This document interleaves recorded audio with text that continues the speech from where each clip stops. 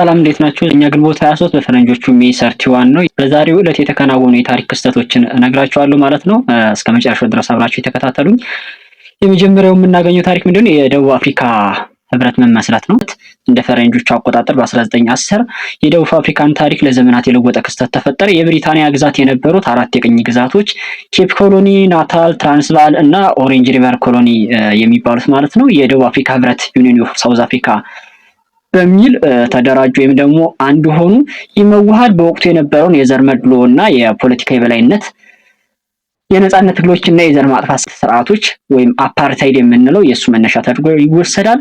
ሁለተኛው የ1916 ላይ ነው። እንግዲህ በዚህ ዕለት የተከናወነው ታሪክ የጁትላንድ የባህር ጦርነት መጠናቀቅ ነው።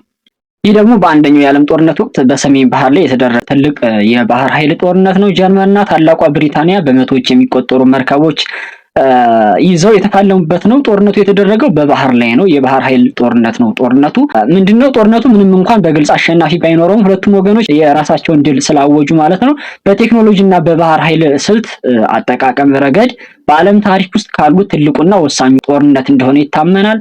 ከዚህ ክስተት በኋላ የጀርመን የባህር ኃይል በግልጽ ጦርነት ከመግባት ይልቅ በሰርጓጅ መርከቦች ላይ ማተኮር የጀመረው በዚህ ምክንያት ነው። ሶስተኛው ደቡብ አፍሪካ ሪፐብሊክ መሆኗ እንደ ፈረንጆቹ አቆጣጠር በ1961 ዓ.ም ከ51 ዓመታት በኋላ በዛሬው ዕለት ደቡብ አፍሪካ ከብሪታንያ ንጉሳዊ አገዛዝ ጋር የነበራት ግንኙነት ተቋረጠ። ራሷንም የደቡብ አፍሪካ ሪፐብሊክ ብላ አወጀች። ይህ ውሳኔ በወቅቱ በዓለም አቀፍ ደረጃ እየደረሰባት የነበረውን ጫና በተለይም በአፓርታይድ ስርዓት ምክንያት ለመቋቋም እና የራሷን ሉዓላዊ መብት ለማስከበር ያደረገችው ሙከራ ተደርጎ ይወሰድ ነበረ። አራተኛ የዲፕ ትሮት ነው። የአሜሪካ የፖለቲካ ቅሌት ነው። እንደ አውሮፓውያን አቆጣጠር በ2005 የዲፕ ትሮት ማንነት ተጋለጠ። እንደ አውሮፓውያን አቆጣጠር በ1970ዎቹ መጀመሪያ ላይ በአሜሪካ የተከሰተው የወተርጌት ቅሌት ወተርጌት ስካንዳል የፕሬዝዳንት ሪቻርድ ኒክሰንን ስልጣን ያሳጣታል። ታላቅ የፖለቲካ ቀውስ ነበረ።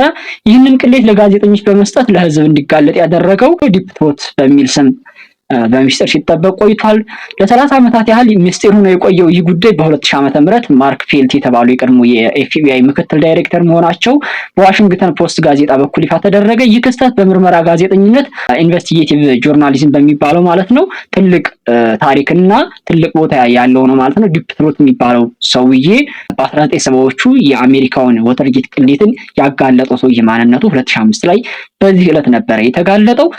የአሜሪካ የፖለቲካ ቅሌት የሚል ዩቲዩብ ላይ የሰሩት ቪዲዮ አለ። ዲፕ ትሮት ዓመት ሳይሆን አይቀርም ይመስለኛል። እሱ መመልከት ትችላላችሁ። ለበለጠ መረጃ በዛሬው ዕለት የተከናወኑ ታሪኮች ይህንን ይመስላል ማለት ነው።